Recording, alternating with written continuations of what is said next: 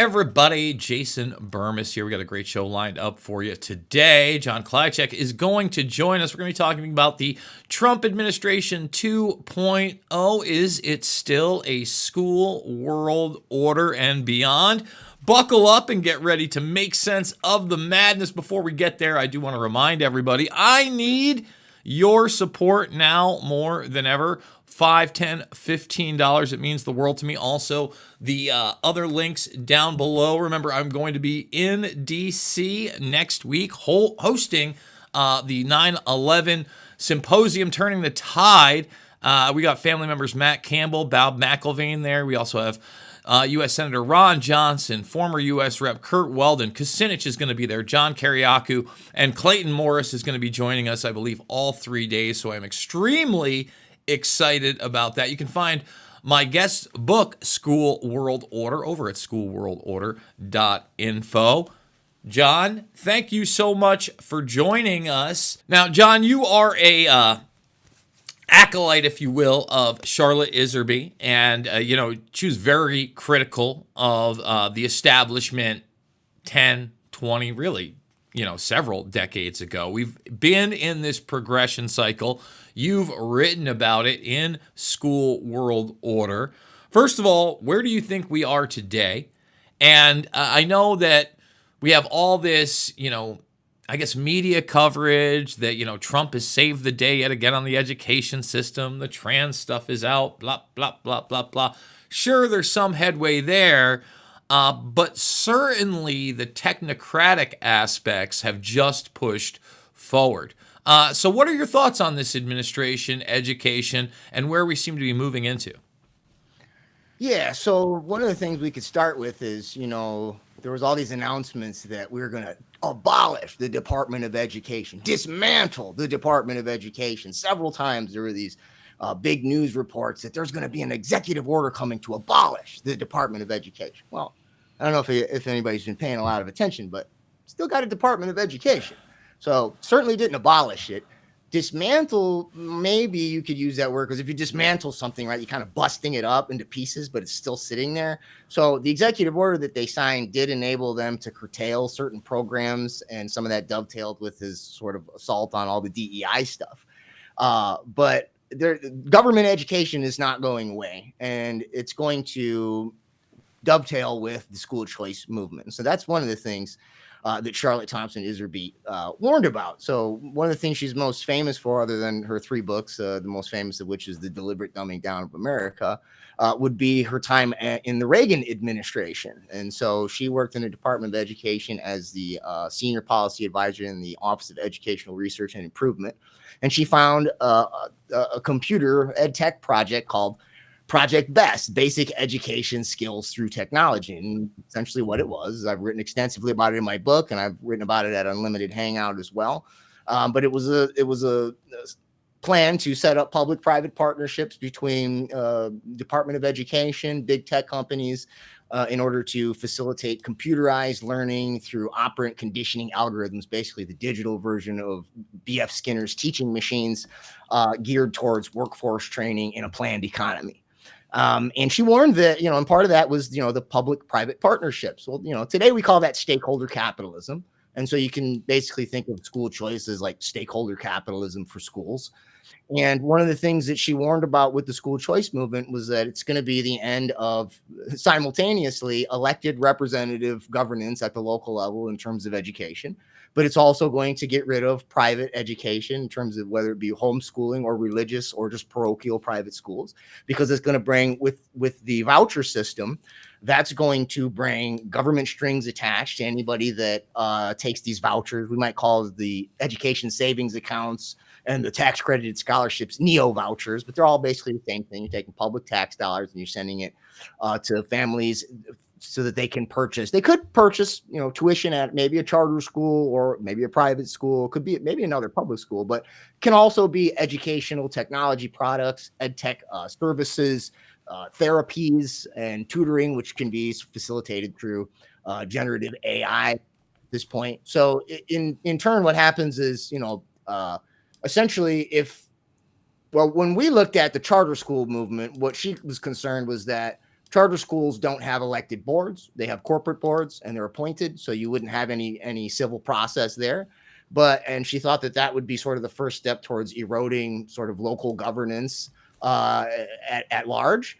One of the things that, and I sort of took that premise in my book, but one of the things that I think I missed in the book was the implications of the vouchers and the ESAs. And so this is another way that you can sort of do a runaround on the civil process for local education, because if you're just taking public funds and you're putting them in these digital baskets for the students, all they're going to do is purchase these EdTech products. They could be buying products from companies that don't even operate in the United States. So, I mean, like, not only have you bypassed the locally elected school board, you've bypassed, even the national education system, and you've integrated a global EdTech system. So let's talk about some of that, because when you're talking about EdTech, you're really talking about the current technologies, if you will, that are going to be purchased, processed, and instituted in all of these schools, whether they're private, public, etc. A great example of that would be the Chromebook movement, right? There's probably not a public school system, unfortunately, in the country that doesn't utilize Chromebooks at this point, which is kind of maddening, especially because Google, I don't know if you saw it, but just won that antitrust case where they don't, not that I thought they were going to be broken up, but nope, we don't have to break up the biggest technopoly in the world. So when we talk about those purchases of EdTech, you also mentioned artificial intelligence. That's the next big buzzword. In fact, a lot of these new Chromebooks have the AI chips in them. What kind of technologies, aka products, are you seeing in this movement right now being streamlined into the system? Because you're also an adjunct professor. So you're seeing it on the collegiate level, but I would assume that you're also keeping up in it with the high school, middle school, and even elementary school kids. Yeah. So, the book sort of laid out, the book is close to 6 years old now. All right. And, actually I started writing it several years before that. So a lot of the research is getting close to a decade, and so I basically laid out a progression of various EdTech devices that sort of evolve and are integrated through machine learning to basically build the generative AI that we have now. So those would be like adaptive learning courseware, which is data mining cognitive behavioral or thinking algorithms. Then they have like wearables, social emotional learning, biofeedback wearables. They can data mine anything from heart rate, brain waves, galvanic skin response. Some of them use facial recognition to infer emotions. And those algorithms, these have been around for quite a while. At one of the schools where I teach, at the, I don't know if they call it the wellness center, the counseling center, you can use heart math to help you with your test anxiety. And what I laid out in the book was that when they anonymize the algorithms from the learning metrics, so there's something called UII and PII, user interaction information, personally identifiable information. They remove the PII. They're allowed to take the UII, take all those algorithms and aggregate them through machine learning and neural networks to create the types of tutor bots that we have that come out of like OpenAI and Khan Academy, known as Khanmigo. And so essentially, at this point, like, all of the adaptive learning stuff and all of the social emotional biofeedback stuff can be built into the generative AI bots that companies like OpenAI and Khan Academy are utilizing. And I can give you an example of one that's actually taking my hours as we speak, about half of my tutoring hours. There's a company called Upswing. And this thing, not only does it do tutoring, it'll help the students with like daily scheduling and things, but it also does mental health.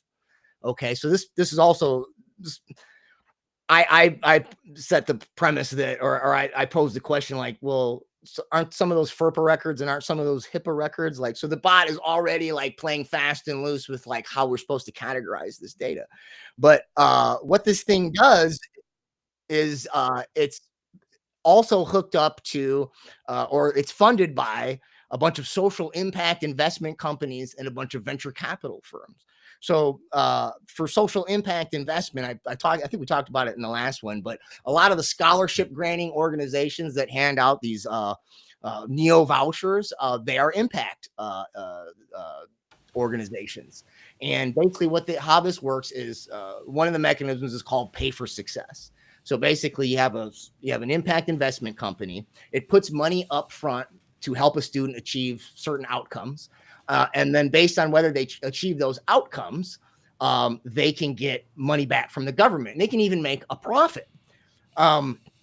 So basically, what this company does, and if you look at it, on the dashboard of the company, it brags about how it has all of these different metrics for individual learning, institution wide, by group. So race, gender, age, zip code, socioeconomic background, and essentially what you're seeing is the rise not just of this new school choice system, but this new social impact investment economy.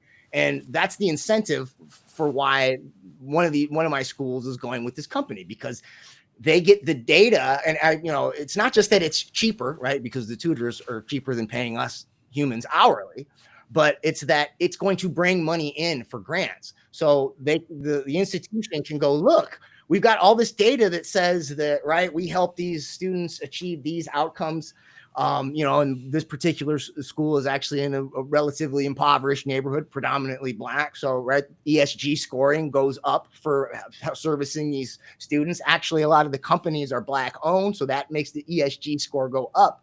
But essentially, it works that you need the AI to get the data, because, right, to scale that data, you can't do that with spreadsheets. So you need the AI to get the data, and you need the data to get the impact investment dollars. But the impact investment firm needs the data in order to get the money from the government, right? And so, like, it's not just a school choice thing. This thing is part of a broader economic shift that dovetails with the emerging digital wallet and blockchain stablecoin industry as well. So let's talk about this ESG movement. Again, a lot of people think because the Trump administration is in there, this kind of equity, sustainability, and governance movement is gone, but it's not.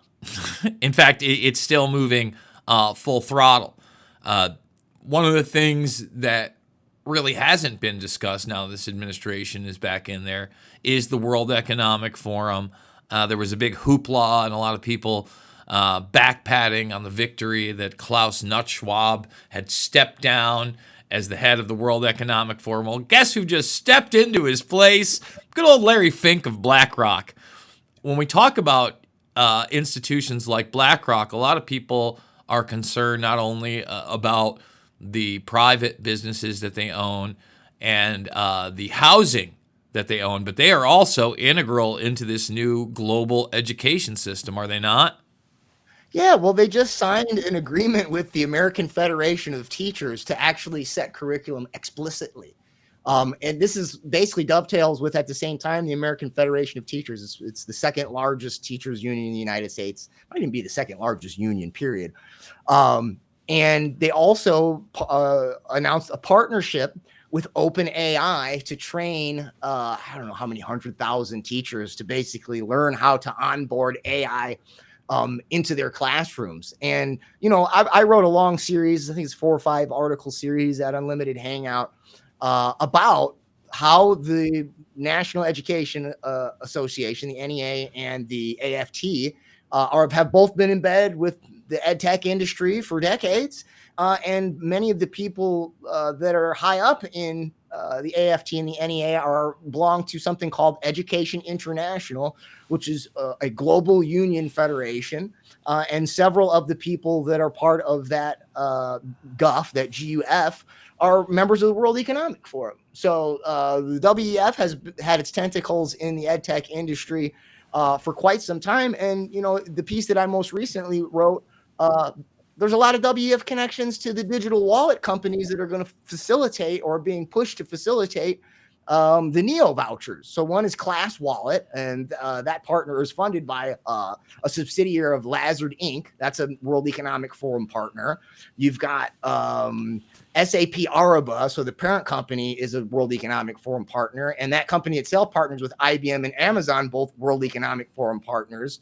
Odyssey and Merit International are funded by Andreessen Horowitz, and his portfolio is all wrapped up with Thiel's stuff. Thiel, if people don't know, is World Economic Forum. Sam Altman, head of OpenAI is World Economic Forum, and one more company called Student First Technologies partners with MasterCard. I think MasterCard might be WF as well.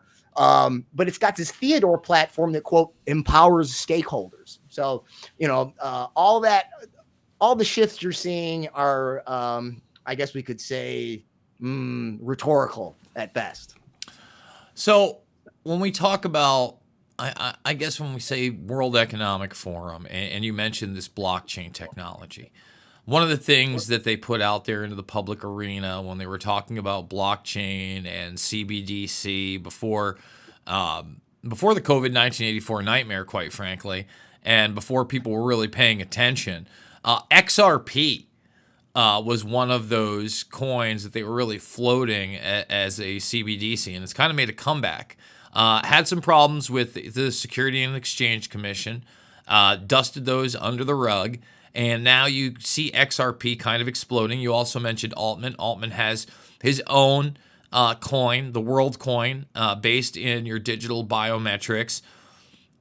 What do you think is next in the realm? You mentioned a couple stable coins, USDT instead of USDC, and I know that I'm speaking Spanish to some people right now, but what a CBDC essentially means is a centralized digital currency that is blockchainable and tokenizable, and outside of that, that's about it.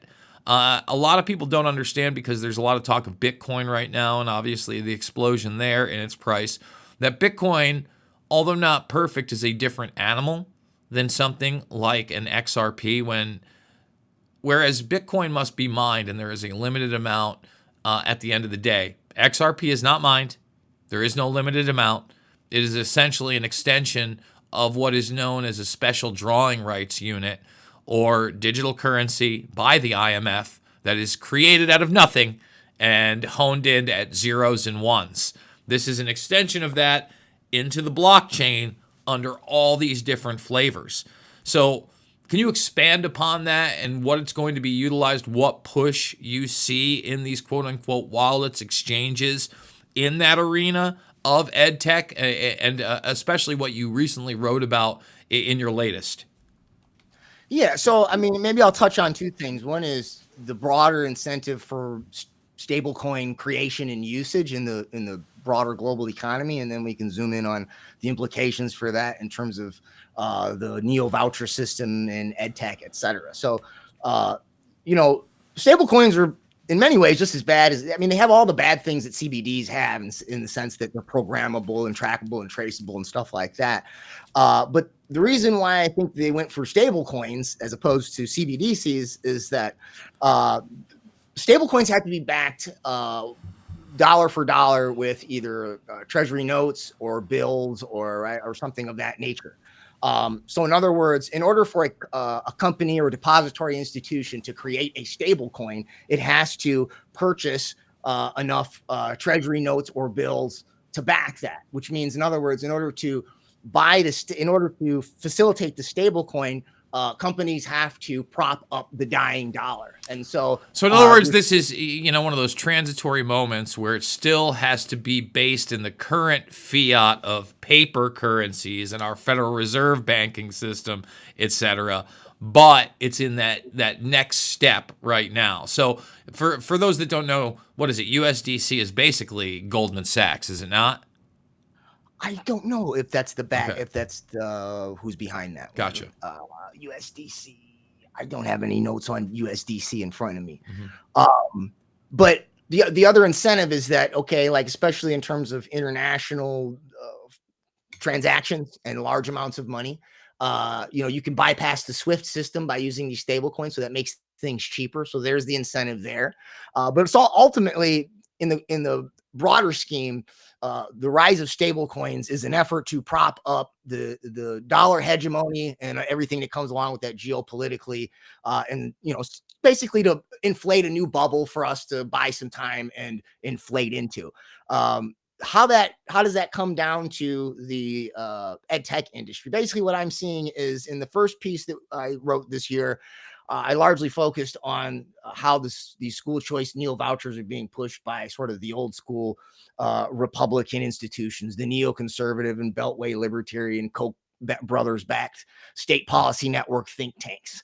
And the digital wallet industry is sort of emerging out of sort of the Silicon Valley kind of futurist arm of the right wing movement, so to speak. And so what we're seeing here with the rise of this new global stablecoin blockchain crypto economy, we're also in the rise of the public-private stakeholder capitalism at large, but also in education. So we have a convergence of essentially the Silicon Valley futurist arm of the right-wing oligarchy with the quote-backed state policy network think tanks. And so all the companies, or several of them that I just mentioned, so I think I mentioned Student First Technologies, SAP Aruba, Class Wallet, there's a couple others like Odyssey and Merit International.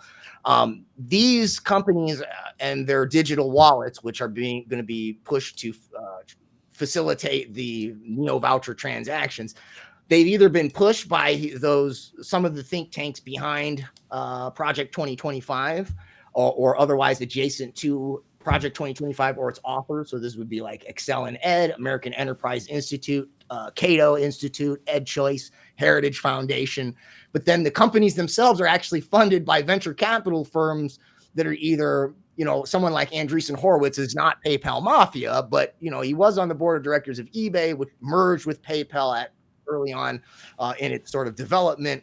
And if you look at his Andreessen Horowitz portfolio, it's intertwined with, Founders Fund. I mean, they have common investments. If you look at the overlaps in these venture capital firms, and so basically what you're seeing, what you see is those two arms of the right wing establishment pushing these digital wallets. The argument is that it's supposed to. This is the mantra nowadays. It's supposed to prevent waste, fraud, and abuse. Right. So if you give these accounts, because the accounts go to the families, and they can pick a range of products and services, right? So it's not just like the old school vouchers was like, here's money for tuition. Pretty easy, right? It can only go to one place. Well, in order to, scale that and track and trace and make sure that people don't spend money inappropriately, the digital wallet company becomes this third-party servicer. And if you look at the last three companies that I break down in the article, Merit International, Student First Technologies, and SAP Aruba, between the three of them, they have a digital identity ecosystem. They have a Quinn IQ AI, human in the loop machine learning platform. This is the one that empowers stakeholders. And then SAP Aruba, which provides fintech services to other companies, a wide range, but it provides everything from blockchain to AI to ESG monitoring. So with those three companies, if you were to either synthesize them or have each of them branch out in similar directions, what you essentially have is, through public-private partnerships, you have this digital wallet system that is going to funnel stable coins. They're going to be programmed only for particular EdTech products and services, et cetera. And then AI is going to extract those analytics. And then it's going to, that money is going to go into the impact investment economy, and that's going to create sort of this feedback loop that's going to direct the student through particular career pathways to fulfill these quotas in the planned economy. So with this movement, what you just mentioned waste, fraud, and abuse. This administration came in hot, like you said, with Doge, and we were cutting this and we were cutting that. We're going to go into Fort Knox. We're going to live stream it. At the same time, you certainly have seen Trump's frustration with the Federal Reserve banking system.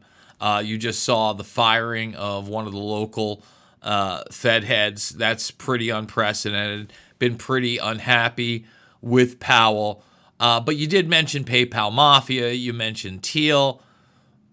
What is the future of money in this administration? Because we've seen the Bitcoin hoorah. We've seen the Doge hoorah, but now it's been pulled back. We're pretty early in this second administration. We're not even midterms. You know what I mean? I'm sure there'll be some rhetoric there.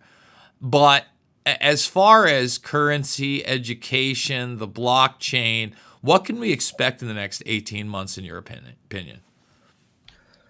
I mean, as they begin to onboard stable coins, I wonder if you'll even notice it a lot. Like, so, let's say you have a bank account at JP Morgan Chase. JP Morgan Chase is making its own stable coin. If you're using a debit card all the time, there's no reason why they wouldn't be able to basically change the unit that you're transferring with your debit card from whatever we classify this fiat digital dollar that we've all been using when we don't use, it's essentially digital money when you're not using actual paper currency. They could reprogram that so that it's a stable coin and you probably wouldn't know the difference. But as far as like public funds, it's not just so something like a company like Class Wallet got a big boon during lockdowns to facilitate the emergency funds to schools. Okay. But it's also, if you go to their website, it's looking into, and they might already be servicing some of these, but if they're at least looking into distributing funds like from FEMA, so like disaster relief funds, housing vouchers for HUD, and then HHS, like block grant monies, or they might become health tokens or something like that. You'll sort of have two things going on. You're going to have a lot of private companies that are going to try to get in on the stable coin game, probably make their own stable coin. That's going to prop up the dollar. But in the meantime, as far as on the public end or the government end, I'm pretty sure that we're going to quickly see all of their distribution systems turn into some form of a stable coin distribution through some digital wallet company. So, as far as the big beautiful bill goes and the budget funding, et cetera, where is that moving into the education arena? Of course, we've already talked about artificial intelligence. We've talked about a lot of this technology. We also talked about Doge. Obviously, that was the huge split with the Musker nuts, and Trump was this bill. And let me say this, as far as the little guy in certain scenarios, the no tax on tips for the first 20,000. Awesome. I know there's a lot of people crying about cuts to Medicaid, but you talk about real waste, fraud, and abuse. I mean, the entire medical system in our country really needs to be revamped. It's all about ripoffs, whether it's state-run or not. What does or doesn't this bill do via the education system monetarily? Well, so in the big beautiful bill, okay, what I had laid out in the first piece that I published, I believe it was early February, the two main provisions for school choice innovations in Project 2025 were they wanted to convert Title I funds to education savings accounts, one of those types of neo vouchers, and then they also wanted to pass a bill called the it's ECCA, so it's Educating Children for Choice Act or something like that, and that one was going to facilitate neo vouchers known as scholarships through these tax credited scholarships through these scholarship granting organizations. Those are the impact investment companies I mentioned earlier, or a lot of them. So in the big beautiful bill, what they did was they basically rammed through a weird monstrosity combination of the two, which in some ways combines the worst parts of both. So for the ESAs, it was like a basket of money, and you could get everything from curriculum materials, education therapies, personal tutors, et cetera, right? For the scholarship granting organizations, that was only going to be tuition for specific schools. So now what they did was in the big beautiful bill, they put in a tax credited scholarship program that's going to be distributed by an SGO, but instead of it just going to tuition for private schools, religious schools, other schools, it can be used for all those other products and services that were going to be pitched for the ESAs, which means in the long run, they pitch it like, well, if you're stuck in a bad school district, you shouldn't be stuck there.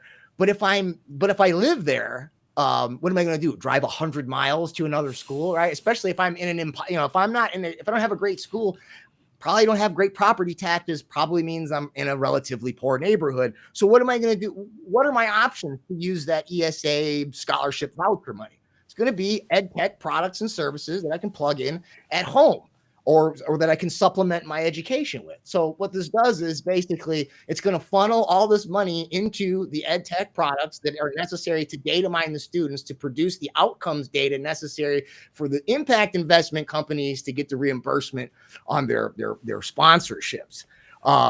And so that's, so the big beautiful bill basically bypassed the formal legislative process for either of those two things by basically ramming in the rider. You keep talking about these ed tech products, especially ones that will be utilized at home.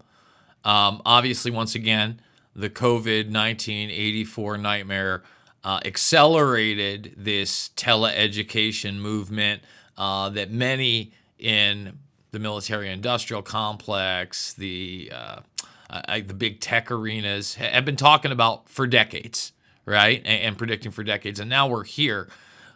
One of the things that comes along with that are these AI data centers that are now popping up everywhere. I was pretty shocked to learn that they were trying to sneak one in that was, relatively small but large compared to others at 100, I think, in like 57 acres in upstate New York, right by the Baseball Hall of Fame, right by my old town in Oneonta. And, right away I saw a bunch of morons saying, oh, this is going to be great. We're going to get jobs. I'm like, morons. They're literally saying hundreds of jobs in these facilities. You know who also provides hundreds of jobs? The local Texas Roadhouse. And meanwhile, in their iterations now, they are utilizing so much of the fresh water supply that it is impacting those around them. And by the way, your power bill ends up going up and you get none of the benefits. In some of these large-scale centers that are now being built, they're actually not only floating the idea, but trying to push the idea of small nuclear reactors on site. What are your thoughts on these AI data centers, and how are they going to be impactful and integrated into this education system? Well, I mean, they're obviously essential for all the data collection and then all the social credit analytics that come along with it. I mean, just, my mind immediately goes to when I see that, like, sustainable, right? And when you see that, it almost, it's hard not to speculate whether or not the whole doom and gloom of the environmental movement wasn't part and parcel with sort of knowing when we were going to get to this point in the evolution of AI. I mean, if you go back to the Macy Cybernetics conferences in the 1940s, they laid out the theoretical implications and the basis for the feedback loop that is the basis of all AI. They figured out Moore's laws not too long after that, so they knew the rate at which, right, the processors and the transistors were going to exponentially increase. So they could basically more or less predict, with rough, at least around the decade when, right, we were going to not only have the hardware capabilities, but the processing capabilities to actually have all the data necessary to run a social credit panopticon. And they might have done the math and go like, well, how much energy does that take? Oh, all of it in the world. Well, I guess we're going to have to, we're going to have to funnel all of that into these data centers, and we're going to have to come up with a reason to convince people to not use energy and hot water in your house, and go back to a sort of like a dark age, ultimately for the sake of running these machines. Obviously, that's speculative, but I mean, I don't know if it's that speculative. Once again, if you look at the ludicrous mantra that your carbon footprint is everything, that you driving an SUV and having a big home is making the environment bad and you're a bad person. And look, even the predictions of fresh water shortages coming into the future, and that our generation were sold on buying water to drink out of a bottle. Remember, generation before that, folks, they didn't do it. You used to have, Lewis Black sitting there cracking jokes about bottled water. Now, I mean, it's a staple. John, number one, how can people support you? What are you working on? And what would you like to leave the audience with? Well, you can check me out at schoolworldorder.info. It's got all the social media and stuff there. Book you can get from Trying Day. There's a link to it at the website. You can keep up to all of my recent stuff either on X, Taoist Professor, or at Unlimited Hangout. And yeah, I guess, I mean, the only thing I could leave you with is, look, if you're in the homeschooling movement, don't take the ESAs, don't take the scholarships, don't take the vouchers. It's going to come with strings attached. It's going to, even if those strings are very minuscule right now, the totalitarian tiptoe is a real thing. And in the meantime, you're going to be plugging in these AI products to basically be data mining your child and building social credit profiles. So don't take the money. That defeats the purpose of doing the homeschooling.